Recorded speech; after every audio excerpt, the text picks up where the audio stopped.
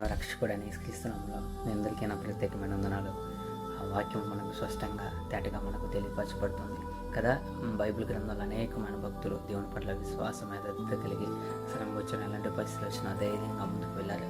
కాబట్టి నీ ఆత్మీయ జీవితంలో నువ్వు శ్రమ గుండా పరిస్థితి గుండా వెళ్తున్నట్లయితే, నువ్వు ప్రభుని ఆధారం తీసుకొని ముందుకు వెళ్ళినట్లయితే ప్రతి విషయంలో నీకు తోడేండి అన్ని నడిపిస్తాడు.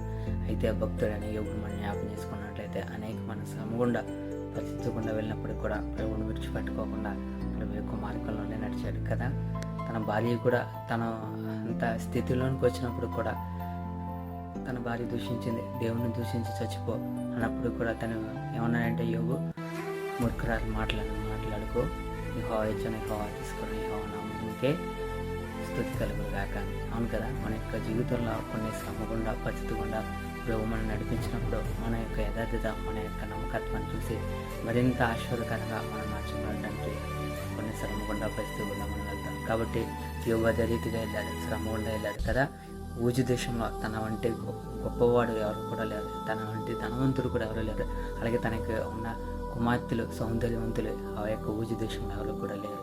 అయినప్పుడు కూడా తన శ్రమ గుండా వెళ్ళినప్పుడు కూడా సమస్తాన్ని కోల్పోయినప్పుడు కూడా ఏమంటా ఉంటాడంటే, మనం బైబిల్ గ్రంథాన్ని పరిశీలన చేసినట్లయితే 23 అధ్యాయం 11 అని జ్ఞాపకం తీసుకున్నట్లయితే, నేను నా నడుచు మార్గం ఆయనకు తెలియని ఆయన నన్ను శోధించిన తర్వాత నేను సువర్ణం వలె మార్చబడదును అంటాడు. అదే రీతిగా నా యొక్క మార్గము ఆయనను అనుసరించి నడుచుచున్నవి, నేను అటు ఇటుకు తొలగగా ఆయన మార్గంలోనే నడుచుచున్నానని అక్కడ రాయబడింది కదా.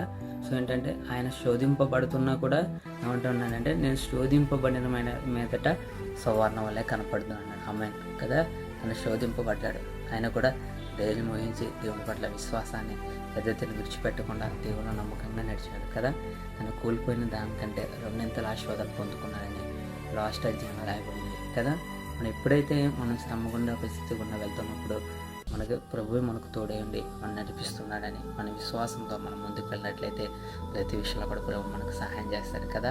మన ఈ లోకంలో యోగ మాదిరిగా ఉండాలి, ఎందుకంటే ఈ లోకంలో శ్రమ అనేవి వచ్చి వెళ్ళిపోతూ ఉంటాయి. కానీ మనం ఈ లోకంలో మనము స్థిరులం కాదు, శాశ్వతం అనేది నిత్యత్వం. మనం దాన్ని పొందుకోవడానికి ఈ లోకంలో మనం ప్రయత్నించాలి కదా.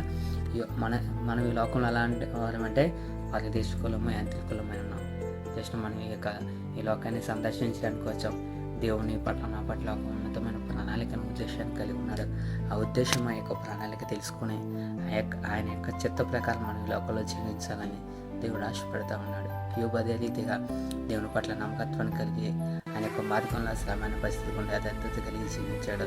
ప్రతి విషయంలో తన ప్రభు తనకు సహాయం చేసి రెండింతల ఆశీర్వాదంతో అతను నడిపించాడు. ప్రభు నీకు వాగ్దానం చేస్తున్నాడు. ప్రభుడు అందుకు విశ్వాసం ఉంచు, సమస్తము సాధ్యపరిచే దేవుని పక్షాన ఉన్నాడు.